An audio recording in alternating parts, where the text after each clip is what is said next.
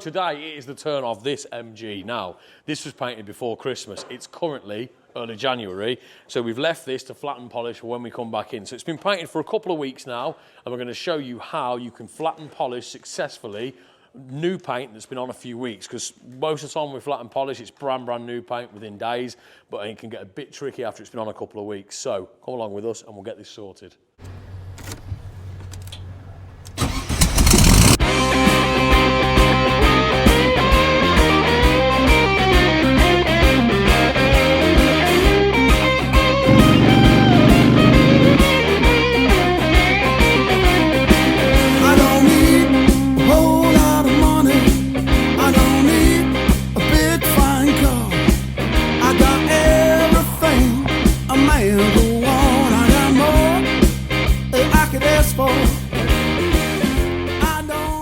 With this being 2K, 2-pack, direct gloss, single stage, whatever you want to call it, we take a slightly different approach to sanding and polishing it. Now, I'm going to do the whole process wet. You don't have to, you can use dry abrasives, but we're using these Sear Air abrasives, and to be honest, I think they're brilliant, and they're sponge-backed, and they're really handy for curves like this. So this is one of the only areas we've actually got to polish on this car. It's just basically bonnet, tops of the wings, and we're good as gold. But I'm starting off with a 1500 grit, and then we're going to move to a 2000 grit once that's done. Then we're going to use a 3M Trizac 3000 grit, and if we need to, we'll then finish it with a 6000 grit, which is going to get it perfectly prepped up, ready for polishing, and it'll mean that there's a lot less work when it comes to the polishing stage and a lot less work at the compounding stage specifically. So all I use with these is a little spritz of water from a spray bottle, and essentially we just get sanding. And all you're doing, you're taking your time, you're making sure that you remove any inclusions or little dirt nibs that have found their way into the finish. And then I'm using some blue roll here just to dry off the excess water so I can see where I'm going with it. So I'm going to start with a little spritz of water on the panel. I'm just going to wind that in so we've got more of a spray rather than an actual jet, so that I can control the amount of water, because you don't need loads of water, you just want enough just to lubricate the panel. And then all we'll do, get my kneeling mat, you've got to save those knees, connect into an airline.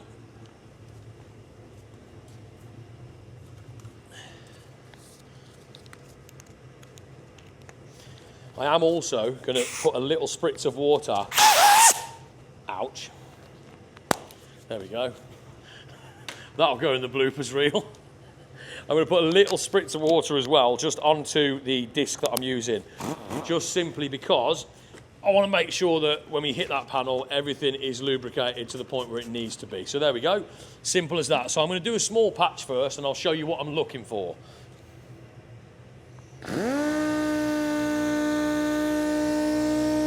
So I'm just taking my time over that area. I'm not hanging around by any means, but I'm making sure that the disc can thoroughly cut in the areas that I'm putting it, otherwise there's no point. You need to be cutting any orange peel out of that panel and any of the dirt inclusions out of it as well.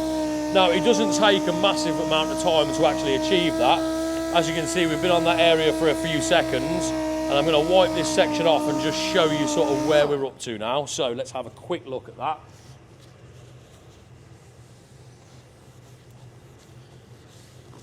So we can see that once it's dried off, we've already achieved with that 1500 a nice flat finish in that area. As the rest of the water comes out, this is exactly what we're looking for. Perfectly uniform, perfectly grey, absolutely fine. You can see here, this is one of the dirt inclusions that we're trying to remove. So any that are in this area have been removed. So we'll carry on down here and take any of those out. And there's a few in this panel, nothing major, but just enough where it requires a bit of a tickle over just to get it nice. So I'm going to carry on. When we've got to the end of the 1500 stage, we'll switch over to the 2000 and carry on from there. Again, I've dried it, so a little spritz of water just in that area, and off we go.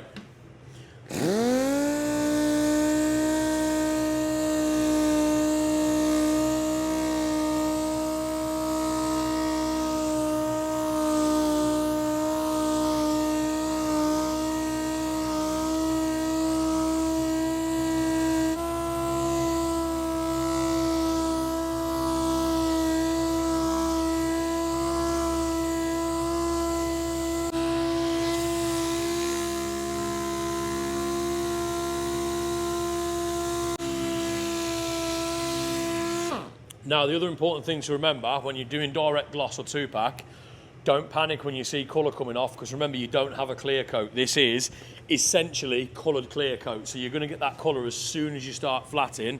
Do not panic when that happens. Obviously, as I say, be mindful, don't hang around in any areas too long, but don't worry when you do get that initial colour, because that is going to happen because you are sanding directly on the colour. So we'll have a quick look at the front now, see if we're roughly where we need to be. The 1500 grit stage doesn't take a massive amount of time, and I am more than happy with that area so far, so I'm going to continue further back up the wing and we'll get ready for that 2000.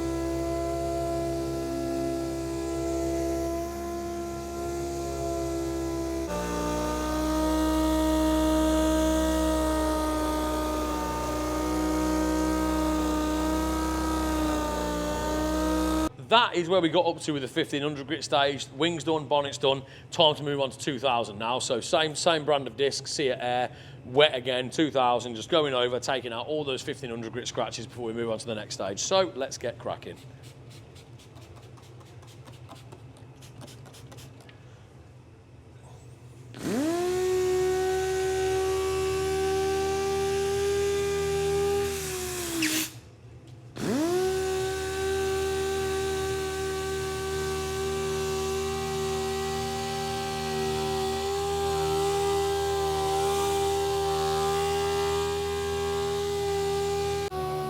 So 2000 is done, on to Trizact now, 3000. A nice, don't spray me with water, a nice fancy new one just to get that cut down lovely, get rid of all those 2000 grit scratches. And then if we need it, on to 6000 and then finally polishing.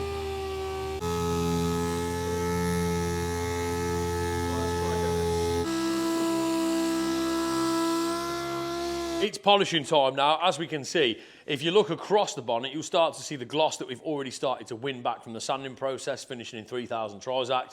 And what we're going to use to polish is the Forecla rotary polisher. As you can see, our one is very heavily used and very heavily beaten because it's done thousands of hours of work. The Forecla head, and we're using G360 Superfast compound and G360 Superfast finish on a softer foam once the compounding is done.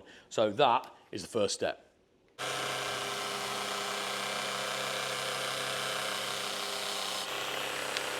So, important things to remember while you're polishing. Try and keep your polishing foam as flat as possible at all times. If you start running on edges, you're going to start digging grooves, you stand more chance of cutting through. Run on the right speed as well. The polish itself will always tell you what it recommends as far as speed for machine goes, and this polish that we're using for Forecla G360 can be used by machine, hand, rotary or DA polisher as well, but it will give you all the settings in the technical data sheet for the polish so you know exactly how to run it. It's important to try and use the corresponding foam as well, like we are today. Not essential, you can use any foam, but a good dense corresponding compounding foam for the compounding stage is what you want. And work in small sections like I am, making sure you've thoroughly covered each section before you move on, and then you can wipe off and address where we are at the end. And if you need to re-go over any areas on that panel, you can do it then rather than having to come back to it at the end of the job. But for now, let's press on.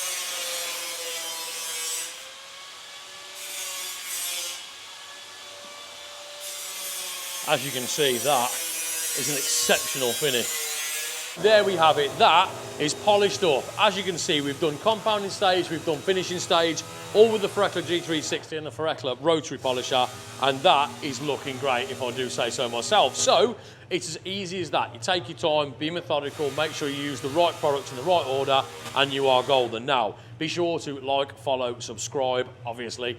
We always want you to subscribe if possible. If you like what you see here, we've got loads more of it coming your way throughout 2025. So that is the best way to get the new content. Subscribe and hit the notification bell, and you'll be notified every time we drop a video. But for now, that's that done. Time to get it out the door, and we'll see you in the next one.